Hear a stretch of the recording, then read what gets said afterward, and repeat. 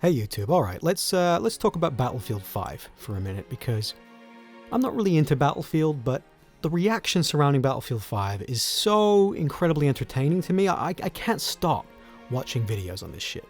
Recently, with that feud between the Quartering and Angry Joe, I mean, that's been immensely entertaining. So they've been having this back and forth where Joe, for some reason, feels the need to defend the absolute SJW-fication of Battlefield, and we had SJW politics in the last game, Battlefield 1, but for the most part that was a pretty historically accurate game.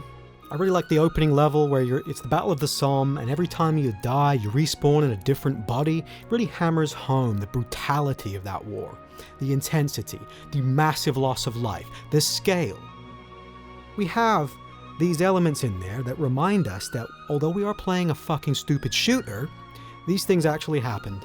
And it makes you think, and that's why a lot of guys really like historical shooters. Now in Battlefield 1, they did include a lot of diversity in the campaign, right? Because DICE are all about diversity. They won't shut up about how much they love diversity, okay? So still pretty obnoxious that we're spending so much time on the campaign focusing on Middle Eastern women and black dudes when, let's face it, this was a largely European conflict. But in the end, no one cared.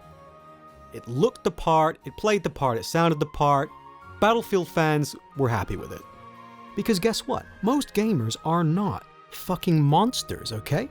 Most of us are civic nationalists, or at least we were raised civic nationalists. We don't even want to see race, and we've grown up with heroes in movies and video games of many different ethnicities, okay? And as for the gamers hate women thing, I mean, Jesus. Did anyone complain about Lara Croft? Well, no. Lara Croft was a cool character. I played Tomb Raider on the Sega Saturn, and I enjoyed the shit out of it. Did playing as a woman ruin my experience? No. It wasn't a big deal, it was just cool to play as a different type of character, right? That's the beauty of games. So I can speak from first-hand experience that no, gamers are not these Cheeto dust covered incels, you know, just total scumbags, right? And yet after Gamergate, there's this stigma that won't go away. And here we have Angry Joe, and you know, his response to this entire shit show is just so baffling to me. I mean, he's made his career on being the voice of the average gamer. He went to E3, he asked the hard questions, right? He went up to Jeff Keighley, humiliated himself. But ultimately his heart was in the right place, you know? He was trying to do some independent journalism. Did he fail miserably? Debatable. And yet here we have EA in a press release saying that if you don't like all of this forced weirdo politics in your historical shooter, you're uneducated. That's what EA's saying, right? Completely insane. You know, gamers are fucking smart, right? We're not mouth-breathing retards, okay? Let's have a little self-esteem, guys, because I know in the comments you're going to be like, haha, fuck you, you mouth-breathing retard. It's like, go for it. Troll the shit out of my channel if you want. I don't give a fuck. The fact is, I know a lot of gamers, and a lot of them are pretty smart guys, and none of them are buying Battlefield 5, okay? So Joe, here you are with your 2 million plus subscribers, you got a big platform, you got a big megaphone, and here's the situation post-Gamergate. We know how fucked up the press is. Do you defend us? Do you use your voice to speak for the consumer, on behalf of the consumer? No. You side with EA. You side with corporate commander. God, you know, I'd love to hear Total Biscuit's take on this, because, I don't know, he kind of cucked out a lot after Gamergate, but credit where credit's due. He stood up for us during that shit show. When the journalists were writing all their gamers are dead articles, TB, in his own way, and you know, because again, it was a very hot potato Gamergate back in the day. A lot of these pundits did not weigh in on it, and yet TB, he had our back on Twitter a couple of times. He made a couple of spicy tweets. He upset a lot of people, and I don't think he ever fully regained the trust of the SJWs in the gaming industry after that. I think that TB was persona non grata to a lot of those people, and that explains a lot of those horrible tweets after he died. Some of these devs basically dancing and spitting on his grave, right? That was to do with his stance on Gamergate. So, Joe, what the fuck, man?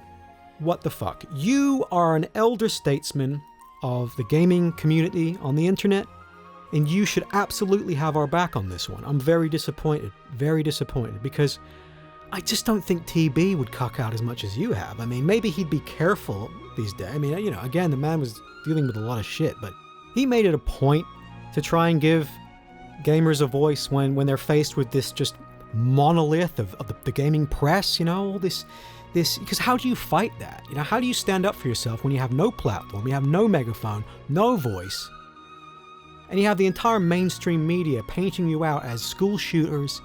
It's absolutely mind-boggling. How did it get this bad? So that's a whole other can of worms, right? But for me, this is just evidence that Gamergate never ended. It just went cold. You know, we're in like a Cold War situation right now with the gaming press, and with these companies like EA and Ubisoft and Blizzard, fucking BioWare. Rest in peace, BioWare. God, I used to love BioWare's games, right? But this is indicative of the situation we're in, and it has to end.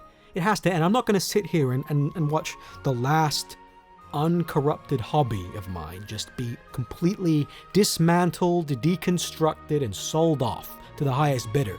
The fact is, it's already happened. I feel like it's too late now. If there's something that gives me hope, if you want a white pill, all you have to do is look at the pre-orders of Battlefield 5, because they are down 85% from BF1. 85%. So clearly, there's going to be a big consumer revolt here. And you know what? It's long overdue. This is a good thing. This is a good thing. And I think if we want to make any progress with the games journalists and with these companies, then we have to make our voices heard, because we can't rely on Angry Joe. And TB is now fucking dead. So more of us have to make channels, and more of us have to start agitating. That's my prescription. So here you go. Here's your first video. More incoming.